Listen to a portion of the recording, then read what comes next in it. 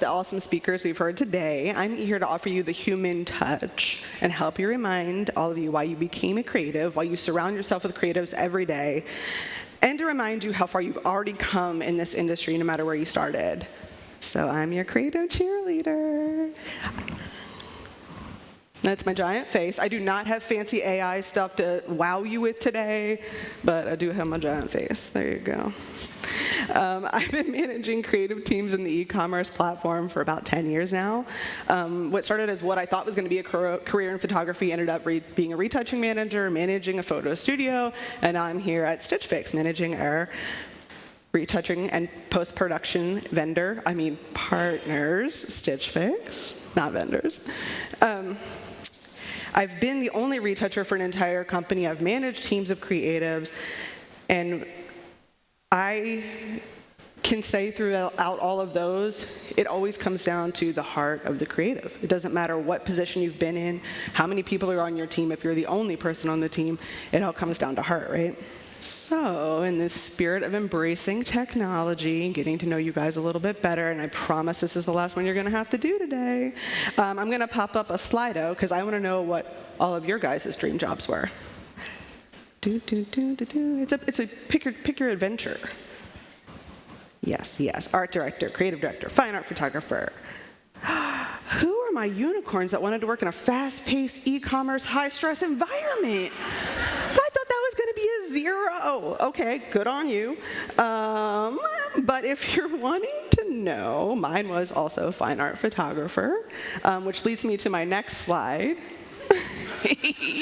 I told you there's no AI. This is pure film from 1988. This is a little walk down memory lane with me. This is a series, which would now be 100% an animated GIF we would turn this into. This was a series I took of my little brother, threw him in the trash can, very gross, put some, I put a napkin on his head, and made him pose for me. So I was the kid that was always taking pictures. I did this when I was 8 years old. So it's been in my heart and my soul for a really long time. This terrified my parents, by the way, when I was so excited to get this back from the Kmart Photo Center, and then they were like, "You put your brother in the trash can? Like, what are you doing?" The amount of film that I went through. We used to have the little flash bulbs that sat on top. I would wreck through those in like 20 minutes. But being the storyteller and being a silent observer, I wanted to go in and I honed my passion and I kept taking pictures and I kept learning everything I could about art and learning the basics and then learning how to push them and blow them up. And it was such a hunger. It was something I couldn't stop doing. And nowhere in there did I want to work in a fast-paced e-commerce studio. But here I am. I wanted to express myself and make things that stopped people in their tracks. And basically wanted to make people feel something. So what changed? Why am I not holed up in the dark room reeking of developer and fixer still and making pinhole cameras? Well, everything kind of changed. Everyday decisions were being made that I had to make to keep up with the latest technologies. Every day something was coming out that was better, newer, faster, and I had to keep up. The other thing that happened was we went from, film to digital. Some of us had to do that change. So I went from shooting these moody, black and white film in art school, and then literally my senior year getting handed a digital camera, and they told me, if you don't know how to use this, you're never going to have a job as a photographer, so good luck. So they totally flipped the script on me, which I'm sure that happened to a lot of people here too.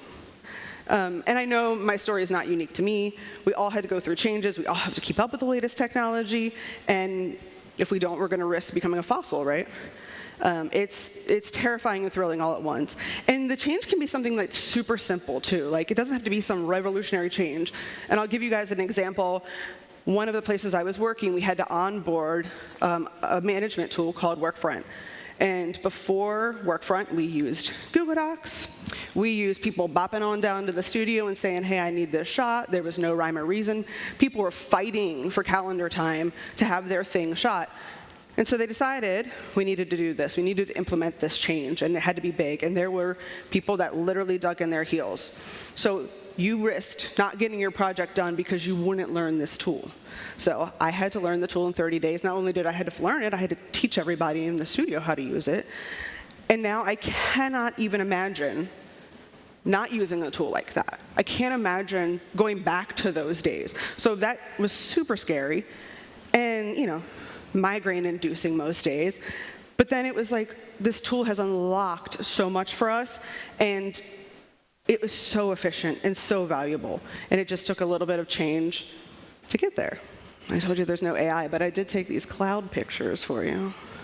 It's gorgeous. So recognizing your journey, let's think about your own journey and get curious about the people that are with you every day. Understanding why creatives started creating. So have the conversations with the people that you're working with. What was their drive? What led them here? Recognizing that their dream, although there are some people in here that was their dream, to be in the high-paced e-com studio, but we've all are here now with the choices that we've made. We need to foster creativity without sacrificing our job. So all of us know we have to get that shirt shot. We have to get that color right. We have to edit those pins out. But how do you foster other people's creativity and keep them happy and keep them with you? So there's something that I like to ask every single person when I'm interviewing them, if I have a fortune of interviewing people. And I want to know, super straightforward, what do they do outside of that 9 to 5 that keeps that creative spark and passion? Because I'm very honest, it's not going to happen day to day. It's not going to happen in a e-com studio. You might get thrown a couple bones and get to do some cool editorial thing, but most days it's 100 shoes, right? So we're here to make the best looking images for the products we're selling, so it's super important that I know what they're going to do so they don't get burned out. And encouraging, when I do find out what they like to do, encouraging that, and encouraging them to keep creating. So how do you keep the spark for yourself and encourage others too? I want to know that Courtney takes a pottery class on Thursday, and she is a demon at throwing pots, and I want to see the pots. And I also know that me being invested in her as a creative is going to make her do edit t-shirts a little faster the next day probably, right? Or I want to see the documentary that Adam's doing in New Orleans, and when he's done, I want to sit down and talk to him about it over a cocktail after he's done shooting 50 shoes in the Orbit View machine. But also, don't forget about yourself, because it's important that you stay grounded too, and that you get to have something that keeps you passionate. After looking at reports and KPIs and 1,000 images a day, what are you going to do to make yourself feel creative still? Being the expert, that's you guys.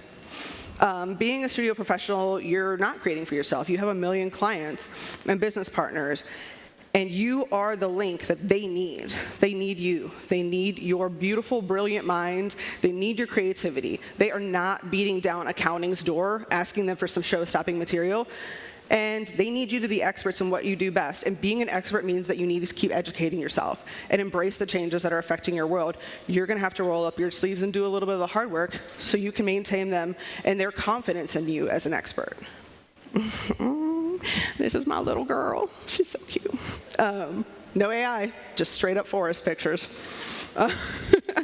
Exploring new paths, just like my little explorer here. Why not explore the new paths that are being formed? Capitalize on new career opportunities that AI is going to create for us. Take advantage of the high market demand in jobs. Make yourself an asset and find ways to use the tool to your advantage. I saw a great demo the other day where they showed an AI-generated liquor bottle in a wooded area. And at first glance, it was great. And I was like, wow, this is so real. This is wild. But then my creative and my photographer eye kind of started to pick out the problems, right? And I thought, well, how would I make this better? How could I use this tool to my advantage? And so immediately I was like, well, that reflection's not quite right in the liquor in the bottle. And then I thought, okay, how would I make it better? Well, maybe I would have chosen the set before I took the picture of the bottle, right? That would have been awesome. And then I thought of all the ways that this could have saved time and money, and no one had to go out to the woods and scout a location. It didn't matter if it rained. It didn't matter if the sun was setting. No one had to bring bug spray. All of the things that could happen just from that small unlock and knowing how to use that tool to your advantage. Your creative value. Side note, this is a busted Polaroid I took 2002, guys. Still really cool, right? I mean, it looks like a mountain. We're using film. I don't know. I still love it. You can buy it if you want. This is the part where I just need to say it again. Your creative value. You have value. You always have value. You always will have value. Creatives are some of the most tough-skinned people and nimble people that I know.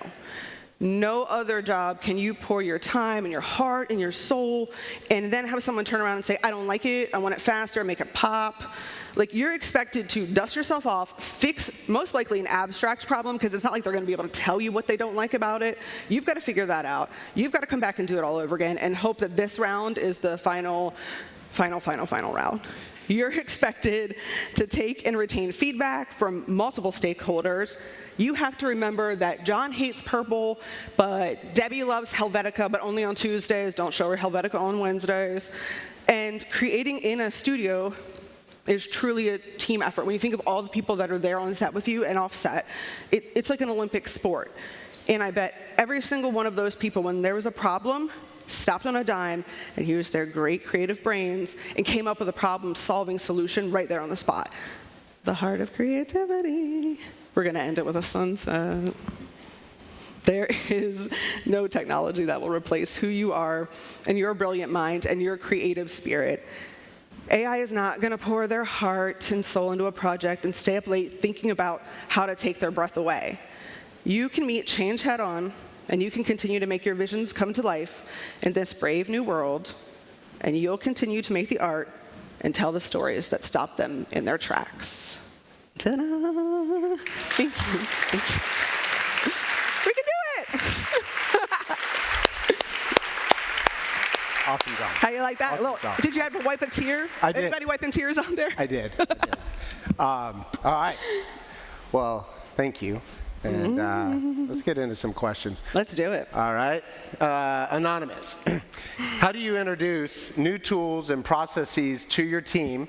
Any tips to ensure a positive attitude and fast adoption? Oh, yeah, straightforward. So I devour whatever the new tool and process is. I am a person that asks a ridiculous amount of questions and sometimes not awesome, nice questions. So I'm going to make sure that before I have to present it to a group of people that I'm so educated in it and what the pitfalls are, and I want to try to stop those pitfalls before I have to, actually teach people. Yeah. One of the good things, too, is you can be straightforward with people. You could say, hey, this part kind of sucks, but this part's going to be great. You could just say it. We're all just people. We're going to get it. Yeah. And then get on board or find something else you like. Yeah. Do you have an agent, or should we talk to you directly about the cost of busted Polaroid? Cost of busted Polaroid. She's in the Julie Linz archives. Priceless, really. She'll never be sold, although I could probably make you a copy. I do not have an agent. Rita has an agent. Rita does have an agent. Rita has an agent. Rita is her pseudonym. It's my pseudonym. Guys, I did a podcast for this financial thing. They interviewed me, and because we were talking about finances, we were talking about saving for your retirement, paying off your student loans, and saving for your kids' college, which, American dream, right? So I got interviewed, and they changed my name to Rita in the podcast. So way back when, Ryan and I did a webinar together, and I was like, I'm already famous. Just look me up. My name's Rita from Columbus. And I listened to the podcast. It was fascinating. Okay, how to persuade management. This is a great one. This is a great one. How to persuade management to acknowledge the reality of e-commerce burnout? I don't know, but I need somebody to tell me. Being as aggressive with management as you can and really stating, there's really great tools, not to plug Creative Force, but plug in Creative Force. You can pull really great reports, right? And you can say, this person's doing all these images in this amount of time, and that's not sustainable. I need another freelancer. So if you come with data, that usually can be the sweet spot and what you can present to management and get what you want sometimes. But usually coming with those hard facts is what you need. Yeah. Keep the opinions at home. Yeah. They don't want your opinions. They don't care. Yeah. They want to see numbers. Oh, so what do you do personally? I thought you'd never ask. I do something that does not involve a screen at all. I carve linoleum blocks. Oh. Yes, and they're not for sale yet. Don't worry, guys. So at the end of my day, I cannot look at another screen. I cannot look at reports. It crushes my soul. So I carve, and then I print them on shirts for my kids. Oh, wow. I didn't know this about you, actually. Hot tips. That's why. What was your most challenging situation to manage with the team, and what were your learnings from it? Most challenging, I lost a really good person to a layoff. Yep. And he was so, so special to the entire team, and had actually been there before I started the company, and it was like a huge hole was gone. So having to look the rest of my freelancers in the eye and tell them what had happened and that it wasn't fair and that we lost our friend was heartbreaking. I will tell you, what I learned was sometimes you have to get on the call with management and you have to get kind of aggressive, or you might have to cry. I did both, and I got him back. Yep. So sometimes you have to make yourself super vulnerable and get them back. So he's with us today. I was going to say this story had a happy ending. It had a happy ending, but it was rough for a minute. Not a question, but hang on, I'm going to say this the way I think this person typed it. Not a question, but wow, you just summed up beautifully how incredible creative teams are. Thanks for recognizing everyone in the room. I told you I was here for y'all. Creative cheerleader. That's awesome. That is absolutely awesome. Thanks. And one thing I just wanted, because you and I have had this conversation a few times about how to keep everyone in the, hey, these aren't the hours you're making your art, so do that at home. Yeah. And we heard it, I think Claire mentioned it earlier, maybe when you were at Gap, that you said that you would allow the studio to open up for testing. Right. Oh, but you encouraged it. And I did a similar thing. I ran production studios, and in all the places I did that. So, like, if you are able to do that, like management allowed, that is such a handy tool and keeps everyone engaged and lets them know that you actually care about that side. And so, yeah, if that's possible, it's definitely yes, 100%. You know? Love that. You never know what kind of work's going to come out of it and what directions it could potentially take you in. Yeah, and what little nugget you're going to find out about this person. I had a really great photographer. We had Freestyle Fridays when I was managing the studio at Big Lots.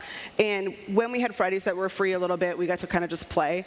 This one photographer blew me away with a little beautifully lit glass shot of just like wine glasses. I had no clue. She was extremely talented, but I had no clue she was that kind of talented. Yeah. So then guess who got to shoot all the glassware?